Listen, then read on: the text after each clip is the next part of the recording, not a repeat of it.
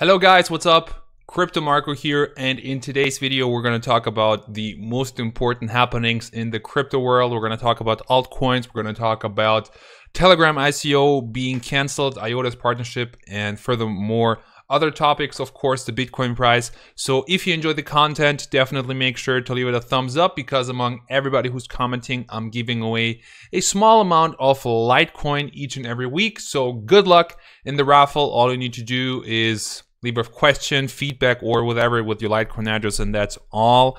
Now, if we take a look at today's winner, we'll see that Bitcoin Dark, Loom, Electronium, Golem, and Bytecoin and IOTA are up there. But our beloved Bitcoin is not doing a lot, so I won't be talking about Bitcoin today because there's not a lot you can interpret from. There's not really a setup when you want to do technical analysis. I would highly suggest that you check out some other coins out there, some other altcoins, because there's like so much more room, so much more volatility in them if you want to trade them. So we have Bytecoin being up there, and Bytecoin has been listed on Binance. Of course, a lot of volume coming in. IOTA partnering up, we're going to talk about that later. Golem got also listed. Actually, I don't know why Golem is going up, to be honest. Electronium released some numbers that 100,000 mobile miners for the first time since launch, and 1.26 million confirmed users in total, and over 700,000 app downloads. So Electronium's numbers are looking good. Still, $0.03 is really a very small amount, considering that Electronium was up at 0.2 at its all-time high. Loom has also been listed on Binance, so huge amount of volume coming in. IOTA was listed on Huobi, but to be honest, I don't know why Bitcoin Dark is going crazy like this. Now, let's see what's going on with the market cap. As you can see, since March 2nd, we have like approximately 20 billion new US dollars. And as I promised you guys, every time Bitcoin dominance goes down, it's time for the altcoins. Now, what has happened on Telegram? As you know, Telegram is the biggest ICO that we have seen in the recent past. 1.7 billion US dollars, according to Reuters, from a prior ICO round involving fewer than 200 private investors accredited at high incomes or with a net worth of $1 million or more. There's no longer any need to seek public investment in a planned blockchain project. So as you can see, this is also the case where ICOs say we have so much money that we don't need any more funding. Thank you very much, guys, but doors are closed. Interesting thing to see that from Telegram. And to be honest, quite honest, I don't know what is like Telegram supposed to do with 1.7 billion. Like, come on, that's like really a lot of money. So I'm not so sure what to think of that. Plus, so many people wanted to get into the Telegram ICO, and like approximately 90% of the scam comments I get on my channel are from Telegram's ICO, people pretending to be the official Telegram group.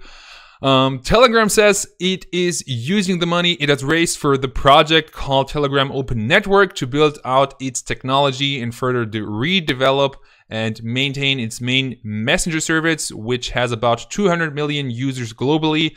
The network, which will be built using blockchain ledger technology, can become a Visa, MasterCard alternative for a new decentralized economy, the company noted in a 23-page description of its plans.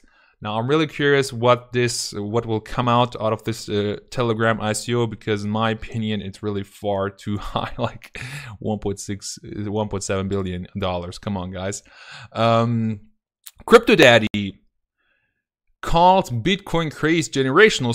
So again, we're getting bullish news for Bitcoin. He's being really empathetic when it comes to Bitcoin, understanding that the new generation craves this, and the kind of way that he conveys this is, in my opinion, really interesting to hear something like that from somebody in his position. I mean, if he would be in the mood, he could like totally fuck up the whole market cap. I'm really sure about that, since he is the chairman of the SEC.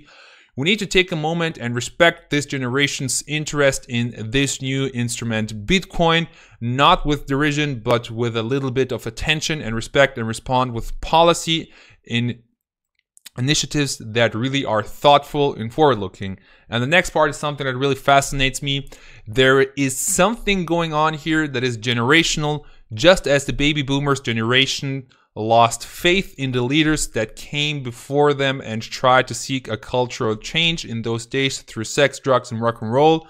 I think there is a generation that also has lost faith in us that led them through the financial crisis, and they see technology as a way of disintermediating institutions for which they don't have a great deal of respect. And it really sums up the opinion of our generation, I think, really well.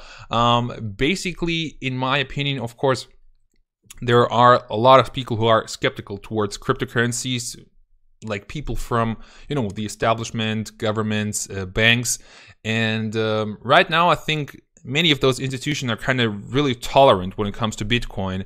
And I think that the main reason is probably because right now, cryptocurrencies they don't view cryptocurrencies as a great threat to them simply because they control the system. But with cryptocurrencies, they might lose that control.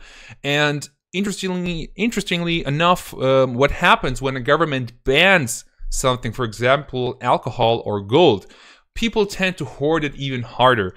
So in my opinion, this is just my humble opinion as the rest of the video, I think the best approach for this would really be for us to work hand in hand with governments and banks and to develop together a solution of how they can get back our trust, because we will have just a lot of problems if we just clash with banks and institutions all the time.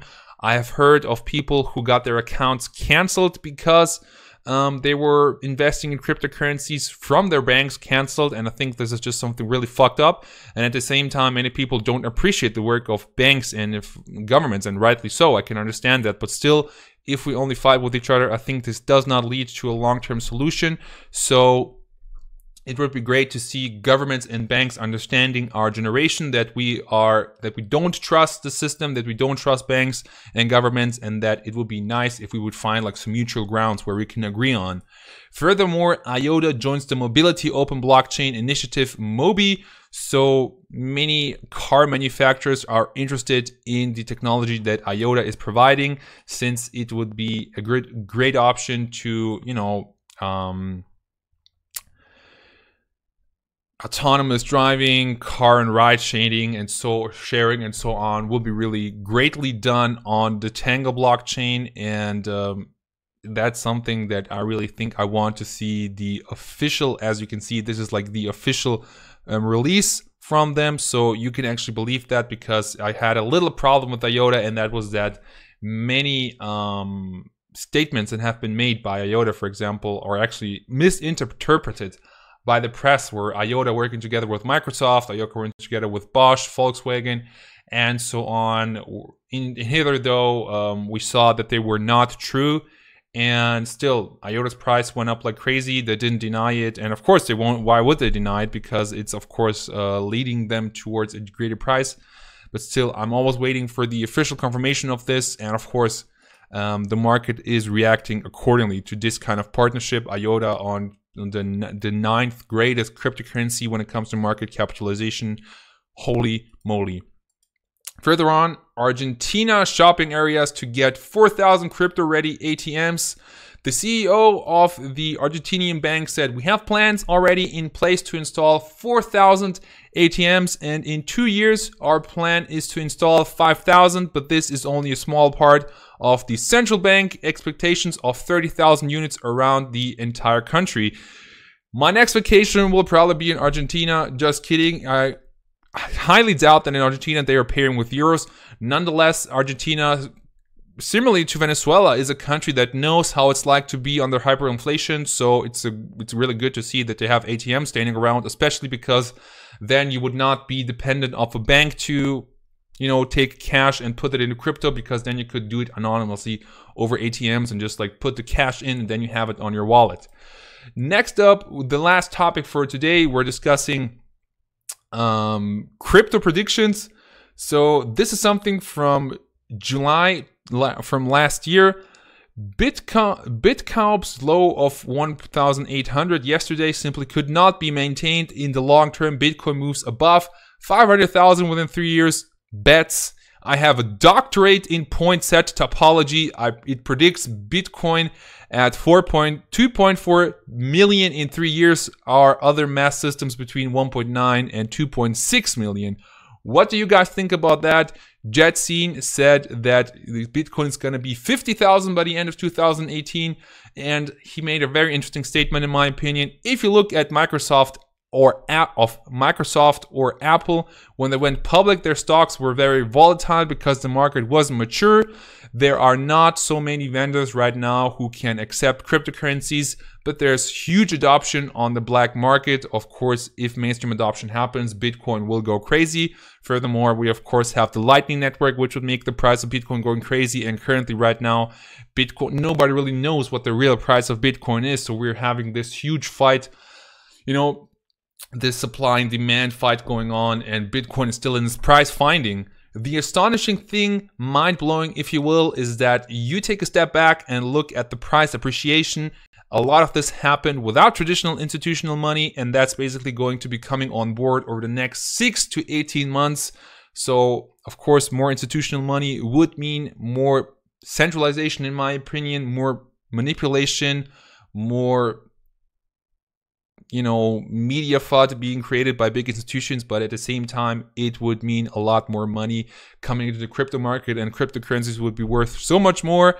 It's a double-edged sword, guys. What would the ideal scenario for us be? Let me know your suggestions in the comments down below, and thank you so much for the attention. If you enjoyed the video, make sure to leave it a thumbs up and comment down below, because among everybody who's commenting, I'm giving away a small amount of Litecoin in each and every week. Furthermore, thank you very much for the attention. Keep in mind that all of the videos are my personal opinion and not financial advice.